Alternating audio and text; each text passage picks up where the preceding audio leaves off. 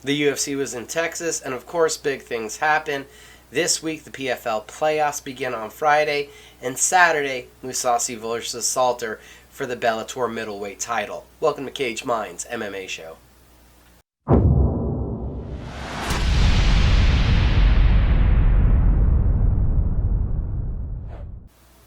Hi, I'm Micah Frankel, and of course the first thing to get to is UFC 265. Interim heavyweight title on the line, King of Houston, Derek Lewis against Ciryl Gane, the unbeaten upstart. We knew that this was a total clash of styles as Gane, a more methodical fighter, keeps the fights at long distance. Lewis, a counter striker with a vicious ability to put guys unconscious. All-time leader in knockouts in UFC heavyweight history. When we get to the matchup, it's Ciryl Gane being able to dictate the terms of engagement.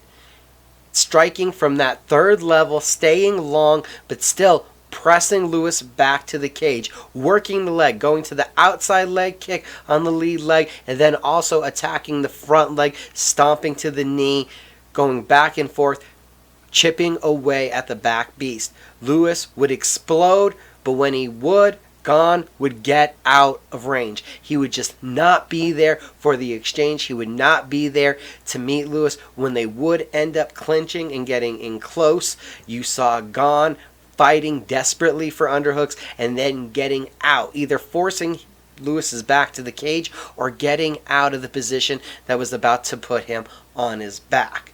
Ciryl Gane did a masterful job also with when he would go to the head, it was with a spearing jab. I mean, just going right in and being devastating with that jab, wearing down Lewis to the point in the third round where you saw him chipping away, and Lewis looked to be about finished, turned his back to Gane, but then was able to muster up the energy, turn back in, tried to look for the knockout. Gane again escaped the danger. Once he went back in, it was another lunging in, spearing shot to Lewis's eye. You would then see Gane start to unload as Lewis would double over near the fence. Lewis goes down, Gane with some follow-up punches, and we have the interim heavyweight champion, the unbeaten Ciryl Gane, first French champion in UFC history. And now all expectations are that Gane will be fighting Francis Ngannou. Add to the storyline, they've trained together back in France. So there's some knowledge of each other. Neither one's going to rely on it. But it is another little narrative to follow that Ciryl Gane's coach was Francis Ngannou's first MMA coach. Interesting stuff there. Not to mention also this week, we heard Stipe Miocic had said he signed for a fight with Jon Jones. The Jon Jones camp says they were more inclined to still want to just automatically fight for the heavyweight title, which after giving up the light heavyweight championship seemed to be the idea. Many guys have moved up and moved down and got that automatic championship opportunity. Why wouldn't it be the same for Jon Jones, undoubtedly the GOAT at 205 pounds? The night also saw in the co-main event at 135 pounds, Jose Aldo versus Pedro Munoz. And Jose Aldo looks like he's found the fountain of youth, so to speak, at 135 pounds. Know that he lost a very close one to Marlon Moraes. We know that he looked bad in the latter rounds and got finished by Peter Yan. But the win over Marlon Vera was incredible. And this fight against Pedro Munoz, you saw Munoz with big aggression coming forward, but you would see the counter left hook be devastating from Jose Aldo. That was the first round, feeling it out into the second round where you would see Aldo start to add in the body shots and the vintage leg kicks, hammering away at Munoz, who really made this fight about going forward and then who was faster in the pocket. That is exactly the kind of fight that Jose Aldo is able to win at this stage of his career. You saw in the third round, Aldo bust Munoz open over his left eye. A complete wash on the cards, 30-27 for Jose Aldo, who said moving forward, now on the heels of a 2-fight win streak, still ranked in the top 10, that he'd like to be back in the octagon in December. And his idea was against TJ Dillashaw. Dillashaw who we know had a litany of injuries coming away from that close decision win over Corey Sandhagen, has reportedly announced that he'll only be out for about 3 months, making the possibility of a fight with Jose Aldo somewhat more likely, as it appears that Peter Yan and Aljamain Sterling will get the bantamweight title picture sorted out here in September. Be interesting to see which way the UFC wants to go with that one. Also on the main card, pivotal for the top of the rankings picture at 170 pounds, Vicente Luque and Michael Chiesa. Chiesa has looked like a beast so far at 170 pounds. Early on, he got the takedown, he got to the back, and twice, very deep, nearly had the rear naked choke. But Vicente Luque is a dog, and the guy can fight out of it. And then once he's able to get into the scramble, he finds his position, the Darce choke, and pulls off the upset in shocking fashion. With the title fight on the line, Michael Chiesa felt the pressure, apparently. Vicente Luque pulls out the upset.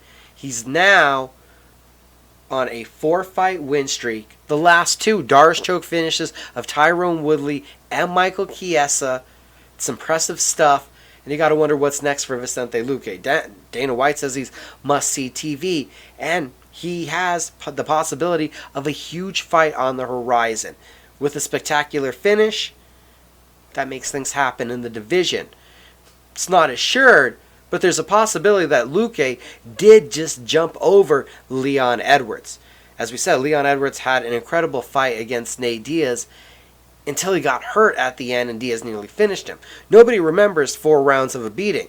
What people remember is that Leon Edwards almost got finished. And because some of this is a popularity contest, some of this is who impressed the most with a finish, Leon Edwards now has taken a step back in the Dana White rankings, I believe.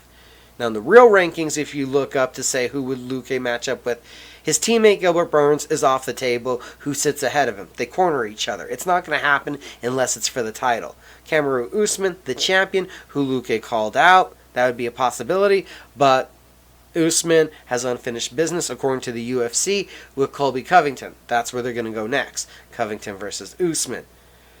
Maybe a rematch with Wonderboy Thompson sits on the horizon. Thompson just lost to Gilbert Burns, Luque's teammate, but he does hold a win over Luque. If not, there is Jorge Masvidal sitting out there, or even the aforementioned Leon Edwards. Does Leon Edwards fight Luque so that he can get some of that luster back? Just keep winning, and eventually you will get the title shot. And if you're Luque, Gilbert Burns has also already called out Jorge Masvidal. And if you're Jorge Masvidal, you'd probably rather fight Leon Edwards, who's on a huge win streak and who is a little more striking-centric than the high-level black belt Gilbert Burns, and obviously the Darce choke brown belt master there in Vicente Luque. So it's a great win for Luque that puts him definitely in the mix at 170 pounds with a lot of interesting options. Michael Chiesa, that's a hard one to swallow, that it looked like he made some technical mistakes, got a little too excited in positions that he knows better than to do what he did in. Much more than I know about those positions. Little errors lead to a big finish. Move on to the women's strawweight bout on the main card. Tecia Torres once again gets the win over Angela Hill.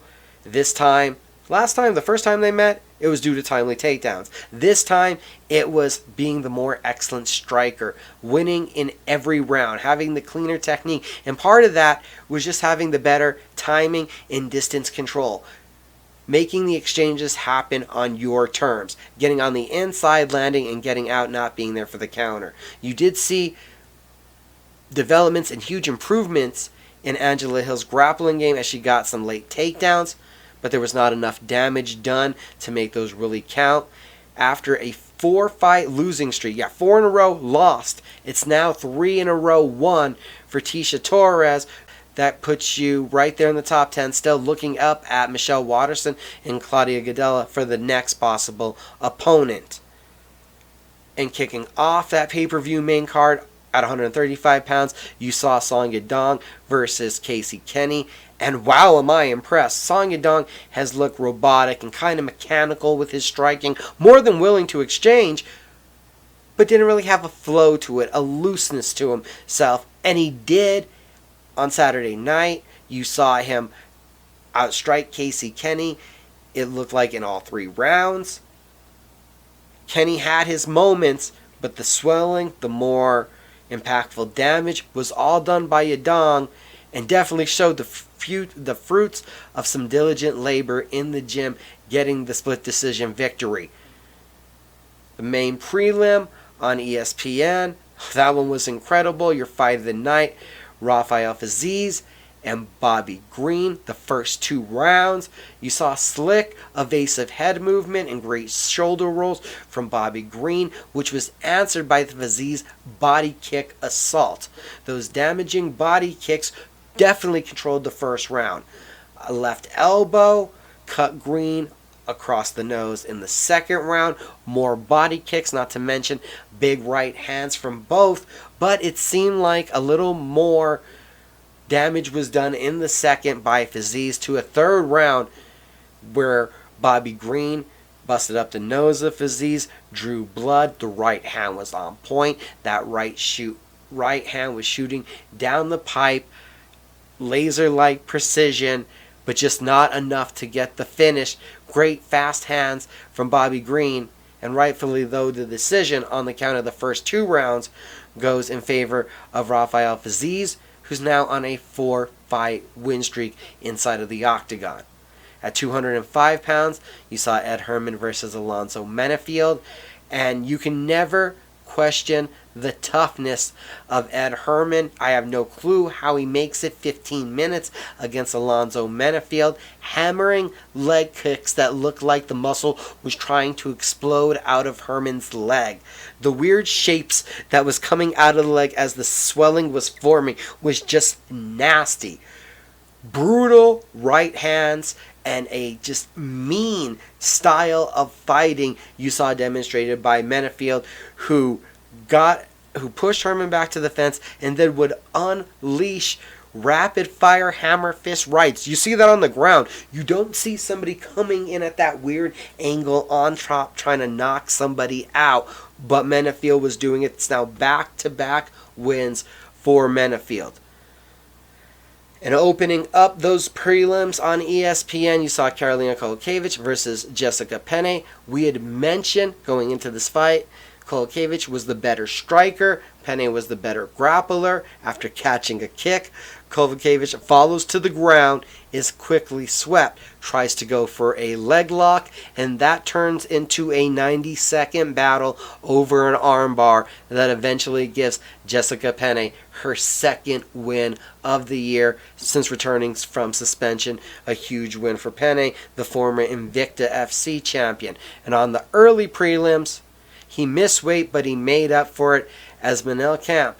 He was able to feint, able to circle, able to draw in Ode Osborne. Osborne landed some great straight lefts, but got caught by a flying knee, and a couple follow-up punches gives Manel Camp his first UFC win for the former Rising champion, and a devastating knockout at 135 pounds as Miles Johns first chopped away the lead leg of Anderson Dos Santos, started to walk the body, and that left hook bring down the guard to where the right overhand smashed Dos Santos asleep in the third. And Victoria Leonardo versus Melissa Gatto. Gatto gets it down to the ground early in the first, uses a Kimura armbar kind of trap to take the back, was hunting that Kimura and armbar throughout the first round, and apparently did damage to Laredo, breaking her right arm just above where the gloves go. Second round, Laredo's using that right arm only for defense, trying to use her left hand. In between rounds, she alerts her corner that her right arm is not working. And let's give kudos to the commission. Somebody in the corner acknowledges hearing this, alerts the doctor, and the doctor checks, finds the break, a TKO from the arm injury for Gato in her UFC debut. Credit the commission for the diligent work.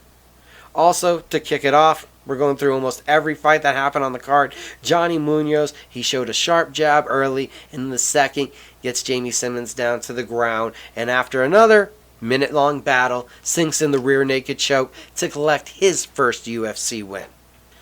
That was Saturday. That was the main course. There was a lot of great stuff there to digest from that UFC event.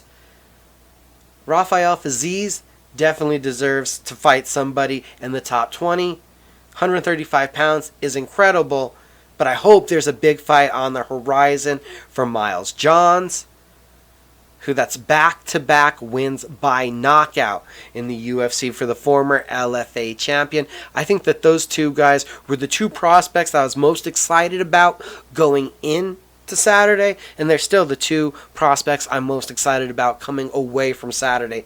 Not to mention Ciryl Gane, but when you're already headlining for the third time in your UFC career and you were fighting for the interim title with 10 fights as a professional, I don't think we can just call you a prospect anymore. It's not somebody just to be excited about, somebody to be in awe over, because that performance was incredible. And a little surprising, Ciryl Gane is actually the betting favorite right now, hypothetically, on the line for the Francis Ngannou title unification fight. Kind of surprised me, but again, with his intellect and tactical ability, his skill, I think people see how he's controlling fights, and it's really impressive at this level. Also last weekend, there were a couple other events on Friday I want to touch on real quick. Titan FC 71 from Miami, Florida. You saw the return of the great Nate Marquardt, the former Strikeforce champion. He gets back in the cage, and he gets the victory. Early on with pressure, he was doing some great striking, got the takedown. When his opponent got back up, they hit the ground again, and Marquardt able to get the armbar finish. Also got a shout out to Ali Akwasi, unanimous decision over Andrew Whitney to become the new Titan FC featherweight champion. Also Friday night there was XFC 45 from Grand Rapids, Michigan. The main event, UFC veteran Darren Cruikshank versus former XFC featherweight champion Guilherme Ferreira. And early on this one was just craziness. 2 right hand knockdowns from Cruikshank. Ferreira able to survive and then scores a knockdown with his own right hook and another one off of a counter left hook. Into the second round, Ferreira starting to push forward, finding his rhythm, hammering home the leg kicks, hitting a takedown late, getting some ground and pound, and then the check left hook would score another big knockdown in the third, giving Ferreira the biggest win of his career over the UFC and Ryzen veteran. Welterweight tournament finals were the co-main event. Bobby Nash versus late replacement Quentin Parks Jr. A couple of left hooks, a right uppercut in the clinch knocks down Parks. Parks tying up Nash on the ground. Nash backs out. He's able to land another right hand. When they get inside, it's a tussle. He gets around to the back. The left arm sneaks under Park's throat. We have a standing rear naked choke that Nash pulls down, gets the early finish. That's 3 for 3 for Bobby Nash en route to winning the XFC welterweight tournament. Also on the card, if you haven't seen him, top prospect from the promotion, Austin Bashi. Again, a relentless wrestling effort, now improves to 4-0. He's definitely somebody to keep an eye on. Turn our attention now to some headlines in UFC news. On October 16th, we got a middleweight bout that's definitely going to satisfy some appetites for violence. You have the Beverly Hills Ninja, Jordan Wright, against the Cuban Missile Crisis, Julian Marquez. Mean Machine Steve Garcia Jr. will be returning to the Octagon on October 9th, and he's going to be taking on Charlie Ontiveros. In heavyweight action added to UFC 267, you're going to see Alexander Volkov versus Marcin Tybura, and the same card has added Rafael Dos Anjos versus Islam Makhachev. Sean Strickland versus Luke Rockhold is on tap for UFC 268 on November 6th. Bellator 265 on August 20th has added Logan Storley versus LFA and one veteran Dante Shiro. Bellator Moscow has announced the headliner will be Fedor Emelianenko versus Timothy Johnson. And Glory Kickboxing has announced it's returning to full arena events. And in the Netherlands, Arnhem, Netherlands, they're going to go back-to-back. Glory 79 and Glory 80 will happen October 23rd and 24th. 27,000 fan arena expected to be full to capacity. Now, some stuff said. There's been some stuff said. Junior Dos Santos has commented about missing out on the Fedor Emelianenko fight, and let's be honest, the former UFC champion is a little bit confused. He thought that Bellator wanted a big name, wanted to make the last Fedor fight in Russia an illustrious event. No matter how we talk about this is just going to drag Timothy Johnson's name through the mud. He's a top 5 heavyweight in Bellator, probably top 3. He's an incredible wrestler. The guy's striking, keeps improving. He just fought for the title. So for Bellator, it's a huge thing that Timothy Johnson, after losing the interim title to a Fedor protege, now gets to fight the legend. But to the rest of the MMA world, to Junior Dos Santos, we thought it was kind of a bidding war between Junior Dos Santos, Alistair Overeem, Fabricio Verdum. These were the kind of names. Josh Barnett, who was heavily campaigning. These were the names that seemed to be of the same magnitude, to fit on the marquee, to make the last Fedor fight a true must-see event. Timothy Johnson, unfortunately, as being a Bellator title challenger, just doesn't fit the bill. The name doesn't hit the ear the same way. It doesn't grab the everyday fan, even though, man, I think he's going to beat Fedor. It's just not the attention grabber it normally would. It's going to be great for Bellator that Johnson gets to add a name like this to his record, but it's just still not the same kind of headline pulling from the media, explosion of the internet you were expecting for the final Fedor announcement. This past weekend at UFC 265, we were expecting to see 2 title fights. Amanda Nunes, unfortunately, test positive for COVID, and the fight with Juliana Pena defending the Bantamweight Championship. That's called off. Juliana Pena, the Combate Global broadcaster, is still able to make it to Houston, does some media, she talks to the fans, and she feels, and announced that she feels, if Nunes is not able to make this fight happen by December, that the UFC should make an interim championship belt. That's I mean, from somebody that already campaigned to get this title fight, 1-1 in the last 2 years of competition, I guess campaigning for an interim title fight, what do you have to lose if you're Juliana Pena? You already had success with using your vernacular without getting in the cage. Maybe you could keep pushing for it. Pena, frustrated that her last 2 fights have fallen out, planned to be going against Holly Holm and Amanda Nunes. They didn't happen. Frustrated, obviously. Can't blame her. It's the same way probably Aspen Ladd felt when Pena pulled out of their fight March 2020. See, she doesn't remember that just over a year ago, she pulled out of a fight. And what that opponent, maybe it's just because it's Aspen Ladd and she's a lot nicer and that's not the way she's promoting herself, didn't campaign just to jump past. Didn't campaign just for the title fight. Just stayed active. But, as I said, Juliana Pena has said some stuff. Now, a small cut has led to a major issue. A small cut on the ankle of Sean Brady, I don't know if you guys have seen this on his Instagram, has led to a major problem. Brady, let's all wish him well. Unfortunately, this small cut turned into an infection. He had to be hospitalized. He's now having to be on antibiotics, has had to pull out of his August 28th fight with Kevin Lee. Kevin Lee wants to stay on the card and has called out Belal Muhammad and Mike Perry. We haven't seen Lee in over 2 years due to 2 ACL repairs, each knee having to have the surgery. Definitely hungry to get back in action. Calling out Mike Perry and calling out Belal Muhammad. Muhammad has said he wouldn't be ready in time. He'd have to go a little bit later down the line in the year. Mike Perry, I think that's the guy who would be willing to jump in there, who'd be willing to take the short notice fight.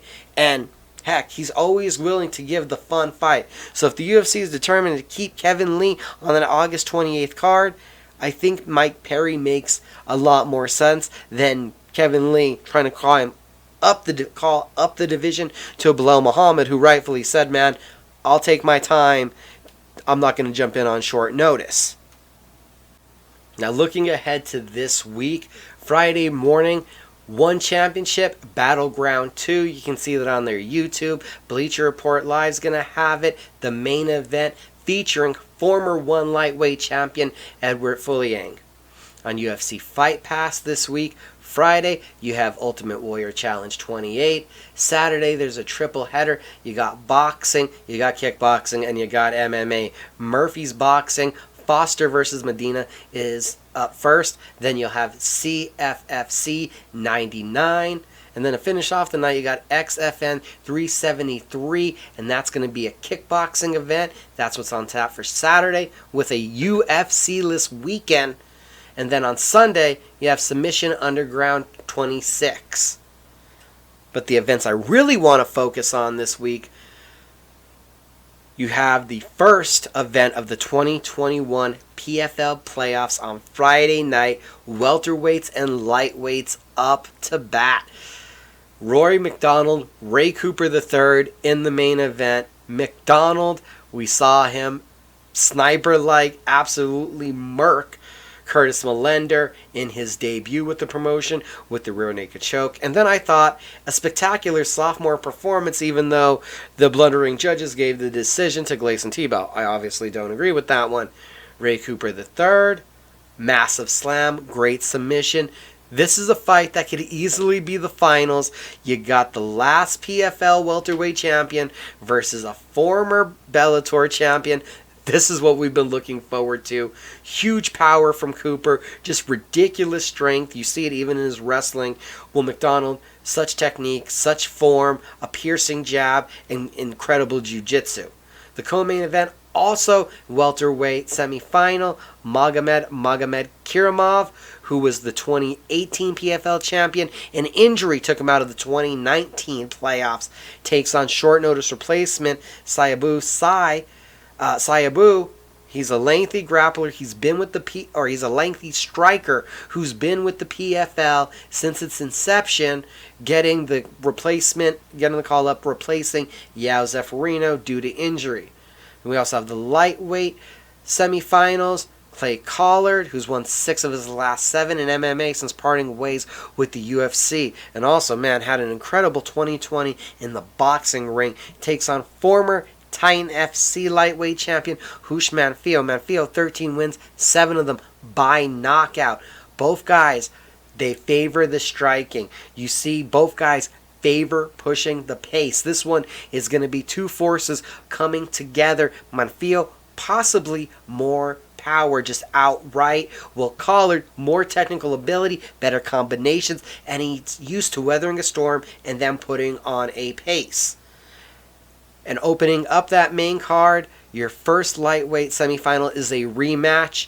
Alex Martinez beat Loki Rahabov by split decision. The first time the lightweights were out during the 2021 regular season. And then in their second outing, Martinez dropped a split decision to Natan Schultz. Well, Loki won by knockout, giving him the higher seed in this matchup and definitely wanting to exact revenge. Prelims, you have a couple bouts between UFC vets. In the welterweight division, you'll see 6'2" Curtis Millender against 5'8" Gleison Tebow. Millender, best combination that he throws is he'll throw his right hand, follow it real quick up with a right high kick. It's been deadly. Gleison Tebow is a Brazilian tank. He's a grinder and a submission artist who, as I mentioned, pulled out that controversial win over Rory MacDonald. In the lightweight division, technically solid Canadian gangster Olivier Aubin-Mercier takes on Daryl Horcher. Horcher packs big power in his hands, and as I mentioned, Mercier, really solid everywhere. Also on those prelims, you'll see the return of Brett Cooper. Cooper, we saw fighting in the welterweight division back in the inception, the old tournament days in Bellator. Since then, he's been fighting in Poland for KSW and Russia for ACA and ACB, so it's nice to see Cooper back fighting for a North American promotion. That'll take us over to Saturday, where Bellator, after a quick trip back home to California and one event at the Forum, is back at the Fight Spear in Mohegan Sun in Unisville, Connecticut for Bellator 264, middleweight title on the line in the main event. The champion, Gegard Mousasi, the former Strikeforce light heavyweight champion, now in his second run with that 185-pound title in Bellator, looks for his second successful defense, taking on John Salter, a wrestler and grappler extraordinaire, 3-fight win streak, 2 of the wins by submission. Mousasi, he is a very tactical, very methodical fighter, and he's very well thought out in his game plans. He likes to put fighters where they're their weakest. Obviously, talking about Salter's grappling credentials, you can expect that Mousasi will attack this fight like he did when he fought Alair Latifi, a steady dose of jabs and keeping this one standing and just looking to be safe and break his opponent down. The co-main event, you'll have former Bellator welterweight champion Andrei Korshakov returning to Bellator for the first time since 2019 to take on Sabah Homasi.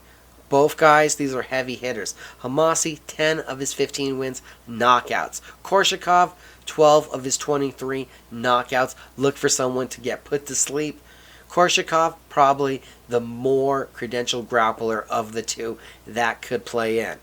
In 135 pounds, we could see a number 1 contender named. You have 18-1 Magomed Magomedov, 2-0 in Bellator, a 5-fight win streak, taking on Raufeon Stots. Stots is 16-1, an 8-fight win streak. 4-0 in Bellator. Stots, a former Victory FC and LFA champion, while Magomedov, ACA champion, 1-1 with former UFC champion Peter Yan. Both guys are special in every area of the game, but even extra special when it hits the mat. Both guys incredible control. And opening up the main card, you have a heavyweight bout between unbeatens Davian Franklin, who's had his whole pro run with Bellator, and man, coming off of a devastating finish, is going to be taking on Everett Cummings. Cummings 15-0, 100% finishing rate, but I can't speak for the level of competition he's faced on the California regional scene. I really don't recognize most of the guys. On the prelims, in women's featherweight action, you have the debut of former Invicta champion Pam Sorensen. And also, for the second time in the Bellator cage, you're going to see former Titan FC Bantamweight champion Danny Sabatello. Sabatello, a grinder who is going to be a problem for everyone in the division. It's a UFC-less weekend, but there is a ton in store. And heck, the playoffs begin, and we even have a Bellator title fight. Thanks for watching. It's greatly appreciated. And if I can encourage you, go check out the website, cagedminds.com. The results from last weekend's MMA events, the results from this weekend's MMA events, they are all up and available.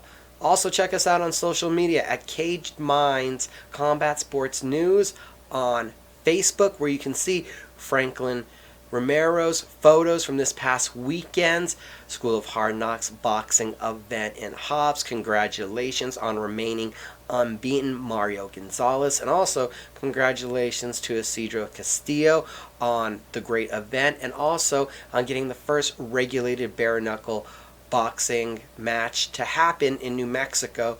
Big moments there. Also, while you're there on the Facebook page, we have the live stream from Nowhere to Run 5, the amateur kickboxing and grappling super match event. Congratulations to Nick Gonzalez, NG Enterprises LLC, on a tremendous event. Also there on Facebook, we have the photos. They're also going up on Instagram. That's at CagedMinds_CSN. You can also check us out on the original on Twitter. It's at CagedMinds MMA. If you're not watching this on YouTube, go check out the YouTube. It's Caged Minds MMA Show, and the podcast is available wherever you get yours. At Caged Minds is where you'll find all the different things we're throwing up. So again, thanks for watching.